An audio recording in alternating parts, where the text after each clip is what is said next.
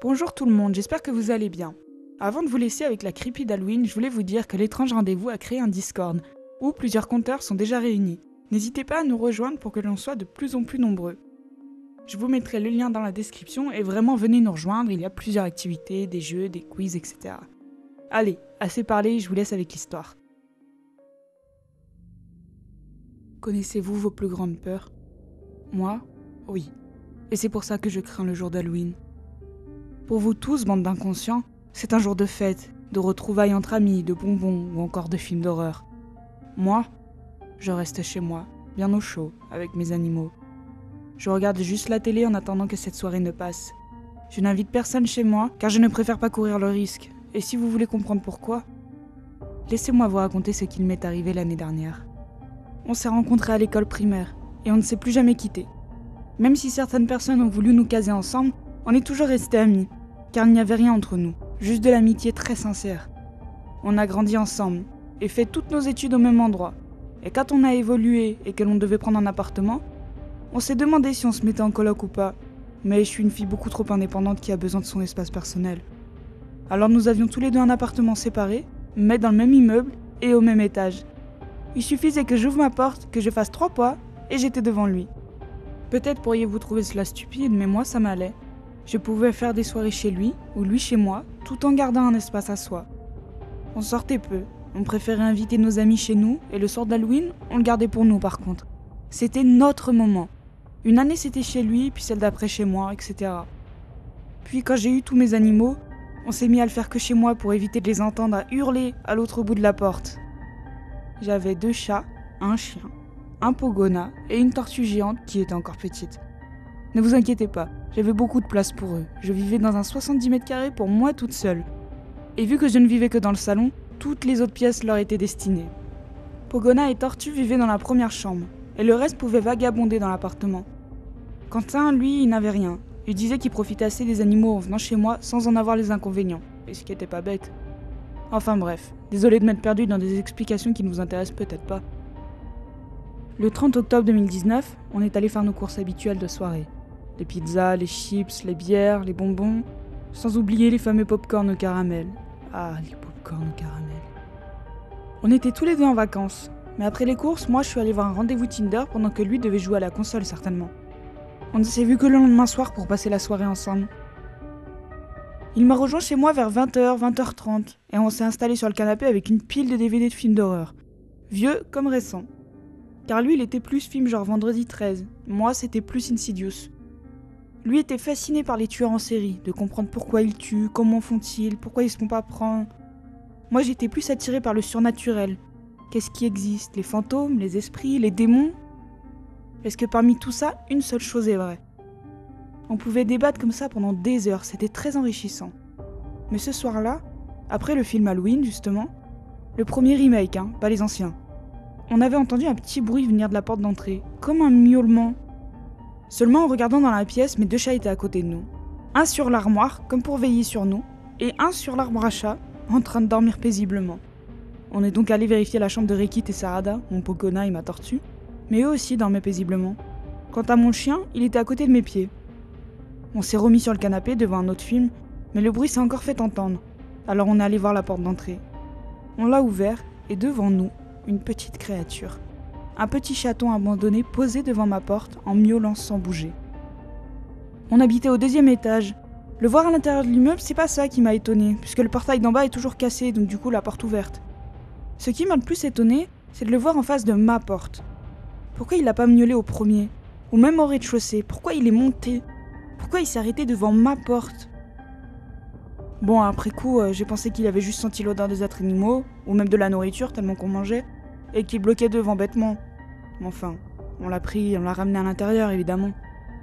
Quentin savait pertinemment que je ne pouvais pas résister à un petit être aussi mignon. Alors on a fini la soirée avec lui. D'abord on a fait les présentations à tout le monde pour pas que les autres soient jaloux, même si Sarada ne voulait pas en entendre parler. Elle qui d'habitude ne dit rien, c'est le premier animal que j'ai eu, elle a toujours accepté tout le monde. Faut croire que pour une tortue, 2 chatons ça passe, mais pas 3. Car elle est partie se cacher dans son petit coin que je lui avais fabriqué et n'est jamais ressortie de la soirée. On l'a laissé bouder tout en lui donnant ses friandises quand même, histoire qu'elle me pardonne un petit peu. Puis on a fini la soirée avec lui sur le genou. Un vrai pot de colle. Vu qu'on avait choisi comme second film ça, on a décidé de l'appeler Gripsou. Ça lui allait plutôt bien puisque c'était un château tout blanc, avec juste un peu de roux sur les oreilles, le museau et le bas des pattes. J'avais quand même mis une annonce sur des sites pour être sûr que je ne privais pas une petite fille de son chaton. Mais dans les jours qui ont suivi, aucune personne ne m'a contacté et l'annonce a fini par être supprimée. J'ai bien été obligée d'accepter Gripsou avec moi. Mais le bonheur du petit chaton arrivé à la maison n'a pas duré longtemps malheureusement. Un événement triste s'est produit. 3 jours après Halloween, Sarada est décédée. Je l'ai retrouvée morte dans son petit coin, et Rikit à côté qui ne voulait pas la lâcher. Elle n'était pas vieille pour une tortue, et le veto n'a pas su me dire de quoi elle était morte, même s'il pensait fortement à un arrêt cardiaque. J'étais si triste, mais le lendemain je devais partir, profiter de ma 2e semaine de vacances chez ma famille. Donc j'ai juste pu l'enterrer avant de le laisser tous mes animaux à Quentin. J'ai quand même pris 5 minutes pour dire au revoir à Sarada. Avant de partir, j'avais particulièrement recommandé à mon meilleur ami de prendre soin du Pogona. Lui et Sarada étaient vraiment liés d'amitié et j'avais peur qu'ils le vivent mal. Ridicule pourrez-vous penser, mais combien d'animaux se sont laissés mourir parce que leur meilleur ami est mort ? Je suis partie chez ma famille pour profiter un peu d'eux car ils n'habitaient pas à côté. Seulement, voilà, 3 jours après mon départ, j'ai reçu un appel. Quentin en pleurs pour me dire que Rikit est mort et qu'il ne sait pas quoi faire. Bien entendu, je lui ai dit d'aller voir le veto, mais il m'a affirmé que c'était pas nécessaire et m'a envoyé une photo. Je n'oublierai jamais cette image. Mon petit Pogona était éventré. Du sang dans son terrarium de partout. Et en y regardant de plus près, on pouvait voir que le cœur manquait. Je serais bien rentrée chez moi, mais on était en pleine grève de train, puis je voyais ma famille qu'1 à 2 fois par an. Alors leur expliquer que je rentre pour un lézard probablement mangé par un de mes chats, ils n'auraient jamais compris. Ils m'auraient juste dit qu'un de mes félins a eu faim et que l'occasion ne s'était jamais présentée avant, car j'avais plus l'habitude que Quentin de fermer les portes. Au final, j'ai juste dit à Quentin d'enterrer Rikit et de fermer la chambre. Je voulais nettoyer en rentrant. Je l'avais bien rassuré en lui disant que c'était pas sa faute et que je ne lui en voulais pas, mais lui se sentait tellement mal. Le 6 novembre, j'ai reçu un autre appel encore plus glaçant. Quentin, paniqué en larmes, qui me jure qu'il a nourri tout le monde et qu'il ne comprend pas. Je lui ai demandé de m'expliquer, mais entre les reniflements, sa voix tremblante et les crises de larmes, je ne comprenais rien. J'ai dû mettre bien 10 minutes à le calmer. Puis il m'a expliqué. Pouf, mon petit chat noir, mort, retrouvé par terre, éviscéré, les organes toutes sortis, du sang de partout. Seul le foie manquait. Mon séjour chez mes parents prenait fin. J'ai pu rentrer sans leur expliquer ce qui s'était passé chez moi en mon absence. J'ai retrouvé un meilleur ami dans un état désastreux. Il avait peur en permanence, et s'en voulait tellement qu'il ne voulait plus vivre seul, au moins pendant un petit temps. Il s'est mis en arrêt maladie pour quelques jours, le temps de comprendre ce qu'il se passait. Mais moi, je devais retourner au boulot, il faut les nourrir tous ces animaux. Alors pour être sûr qu'ils se sentent bien, il restait dormir chez moi, et on se parlait souvent au téléphone.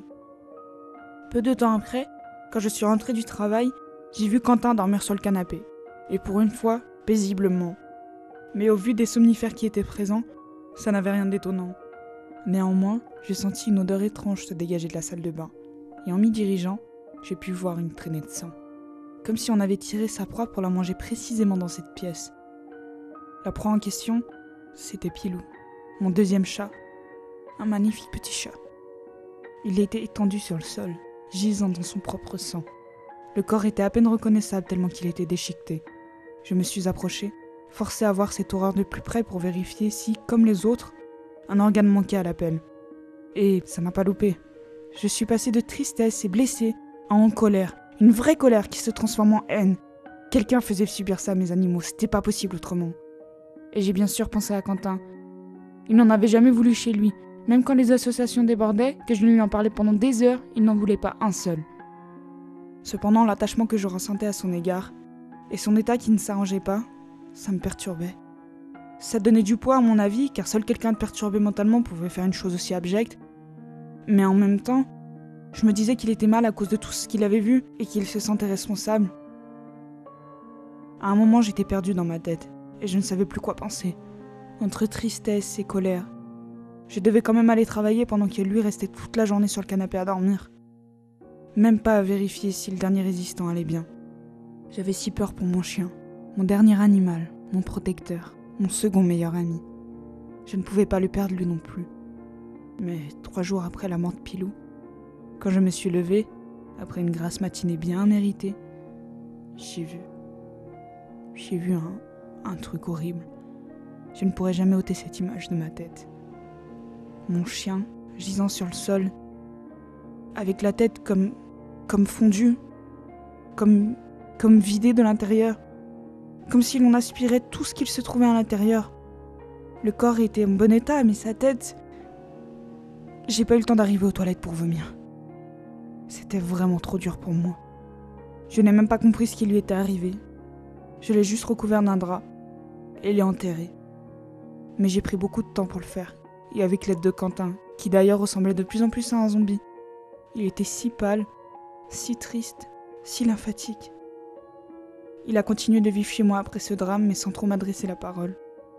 Parfois, il me regardait fixement avec son visage gris et terne, puis il baissait la tête. Rien ne sortait de sa bouche. On aurait dit qu'il voulait me parler, mais qu'il n'y arrivait pas. Je me suis longtemps demandé s'il voulait pas m'avouer toutes ces horreurs. Je m'étais imaginé le scénario plus d'une fois.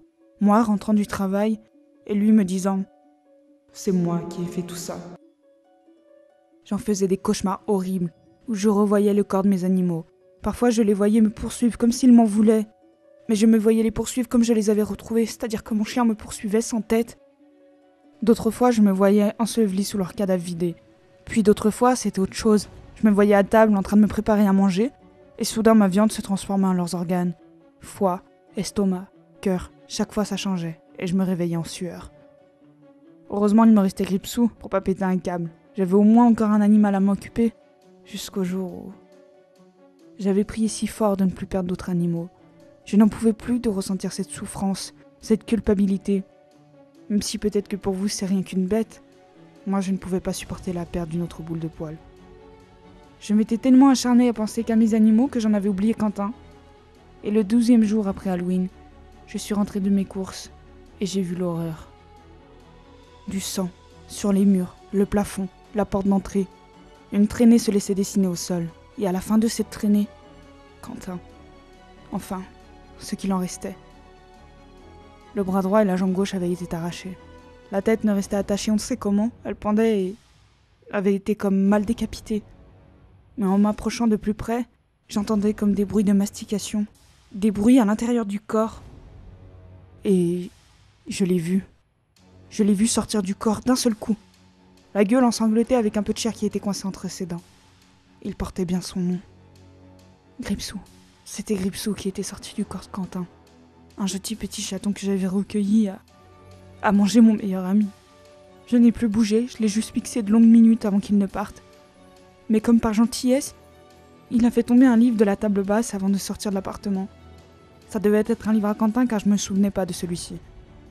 Et quand je l'ai lu, tout est devenu limpide. La page sur laquelle le livre était tombé parlait d'une créature mythique d'Halloween, une vieille légende que les gamins aiment se raconter pendant cette période.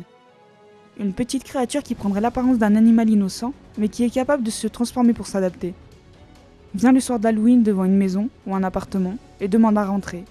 Comme les vampires, sans invitation, ils ne peuvent pas forcer le passage. C'est pourquoi ils adaptent leur forme en fonction de la personne. Ils n'existent pas qu'à Halloween, mais peuvent demander la permission de rentrer uniquement à cette date. La moitié de l'année, ils observent les gens pour voir qui pourrait être leur meilleure proie. L'autre moitié, ils hibernent. C'est pour ça qu'ils se nourrissent entre-temps. Ils ont besoin de certains nutriments et ne mangent pas tout un corps entier. Ils peuvent survivre sans manger une année. L'année d'après, cette créature sera obligée de se nourrir. C'est pour cela qu'elle prend beaucoup de temps à observer qui va être sa future proie, ou quelles vont être, car plus il y a à manger, mieux c'est. Avec le temps, je pense que je devais être son premier choix. Je suis naïve, j'ai des animaux. Elle n'avait juste pas prévu que je parte, cette créature. Elle s'est rattrapée sur Quentin à cause de moi. Mais au moins vous êtes au courant. Ne soyez pas naïfs comme moi. Méfiez-vous des miaulements le soir d'Halloween.